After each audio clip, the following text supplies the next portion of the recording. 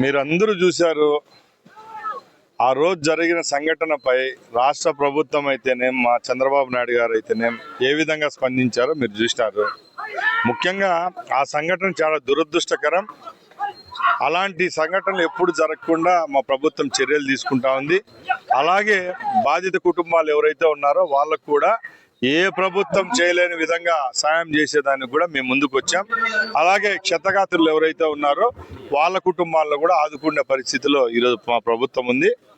అంతేగాని ప్రతిపక్షం వాళ్ళు అనుకున్నట్టు దీంట్లో ఏదో పెద్ద తప్పు జరిగింది అనేది చాలా తప్పు మాట. ఎందుకంటే ఆ రోజున్న ఎమోషన్స్, అక్కడుండే జనాల్లో ఆ తొక్కిసలాటలో జరిగింది చాలా అందరికీ మేము కూడా విచారిస్తున్నాం.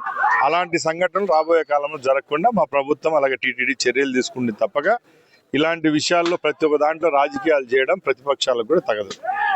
మిథున్ రెడ్డికి మేము ఒకటే సవాల్ విసురుతున్నా.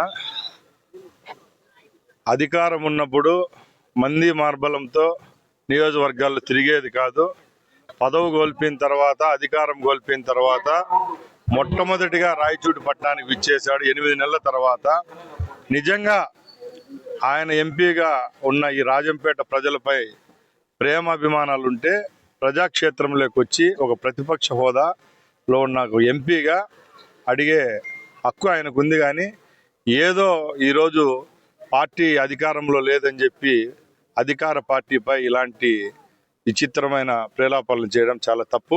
మేము ఒకటే చెప్తున్నాం, ఆ రోజు వాళ్ళు చేసిన తప్పులకే ఈరోజు 11 సీట్లు వాళ్ళకు వస్తే 160 సీట్లు పైన వచ్చి మా కూటమి ప్రభుత్వం అధికారంలోకి రావడం జరిగింది. కాబట్టి ఎన్ని అరిచి గగ్గోలు పెట్టినా కూడా ఎలక్షన్లు వచ్చేది 4.5 సంవత్సరం తర్వాతే.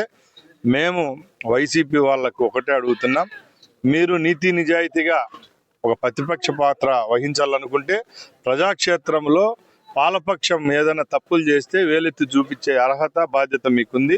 అది నిర్వర్తించడమే ఒక కర్తవ్యం తప్పక ఇలాంటి అవాకులు చవాకులు పెట్టడం మంచిదైతే కాదు.